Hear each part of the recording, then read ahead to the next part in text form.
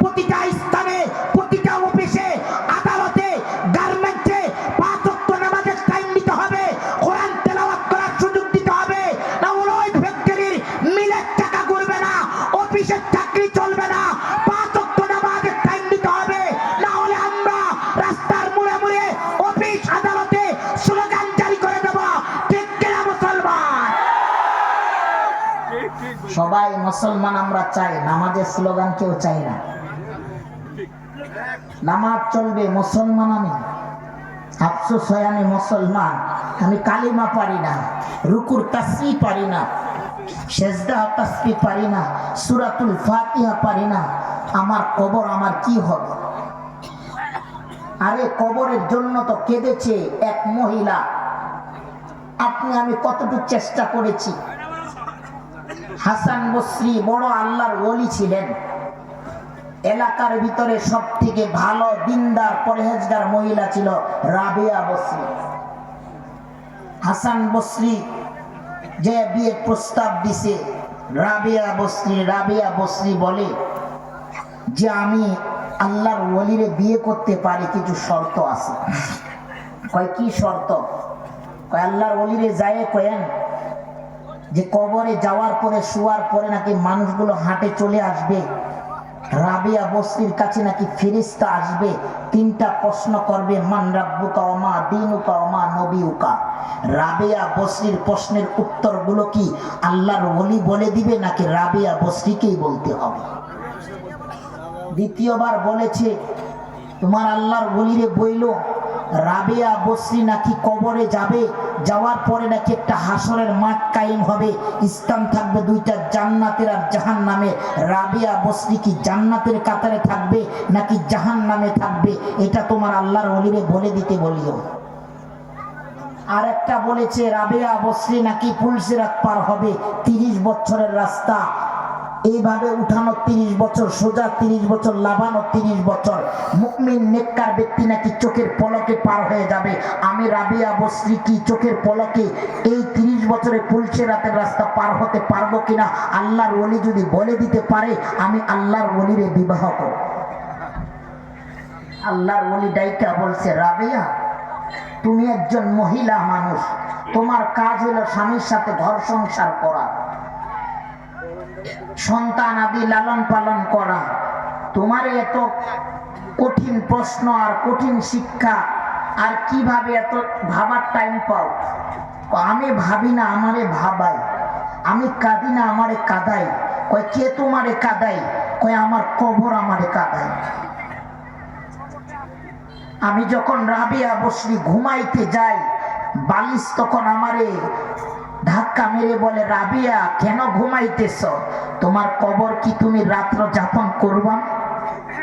তুমি রাবিয়া বসরি কি কবরে আসবা না? আল্লাহ কি তোমার পুরা রাত্র ঘুমানোর ইজাজত দিছে?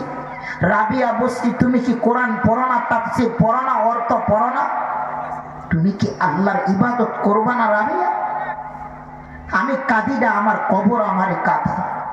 আল্লাহর ওলি বলছে, রাবিয়া বসরি আমার বিবাহ লাগবে না। রাবিয়া বসরি কিছুদিন পরে মারা গেছে, তাকে দাফন কাফন করা হয়েছে। ফেরেশতা আসছে, মান রাব্বুকা ওয়া মা দীনুকা ওয়া মা নবিয়ুকা। রাবিয়া বসরি মুচকি হাসে দিয়া বলে, ও ফেরেশতারা, আপনারা এই রাবিয়া বসরি যে প্রশ্ন করবার জন্য, সওয়াল জবাব নেওয়ার জন্য আসছেন, কত দূর থেকে আমার কবরে পাড়ি দিয়ে আসছেন? ফেরেশতারা বলছে 500,000 কিলোমিটার দূর থেকে আমরা আসছি আপনার সওয়াল জবাব করতে। রাবিয়া বসরি মুচকি হাসি দিয়া বলে, ও ফেরেশতারা, এই যে 500,000 কিলোমিটার দূর পাড়ি দিয়ে আসছ, কখনো কি তোমার মালিক রবের নামটা কখনো ভুলে গেছো? ফেরেশতারা বলে, এটা কি কেমন কথা বলেন? আল্লাহর নাম, আমার স্রষ্টার নাম কখনো কি ভোলা যায়? একটা সেকেন্ডের মধ্যেও আমরা আল্লাহর নাম রে ভুলি না। রাবিয়া বসরি বলে, ও ফেরেশতারা, তোমরা 500,000 কিলোমিটার দূর পাড়ি দিয়া রাবিয়া বসরির কাছে এসেছো, আল্লাহরে ভুলো নাই একটা সেকেন্ডে।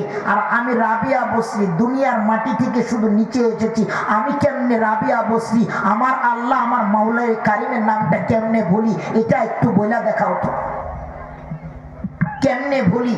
550 কিলোমিটার দূর পাড়ি দিছ, আল্লাহর নাম ভুলতে পারো না। আমি রাবিয়া বসরি দুনিয়ার মাটিতে ছিলাম, চলাফেরা করতেছিলাম, মাটিটারে খনন কইরা শুধু নিচে রাইখা গেছে, আমি রাবিয়া বসরি কেমনে আল্লাহরে ভুলি? ফেরেশতারা অবাক হয়ে গেছে, আল্লাহর কেমন বান্দি, এমন প্রশ্ন করেছি, প্রশ্নের উত্তর নাই। দিন তো তারা মানেছে, ইসলাম তো তারা মেনেছে, আমরা ইসলামের জন্য কি করেছি? আমরা মুসলমান, আফসোস লাগে মুসলমান, আমি কবরের যাত্রী, আমাকে চলে যেতে হবে।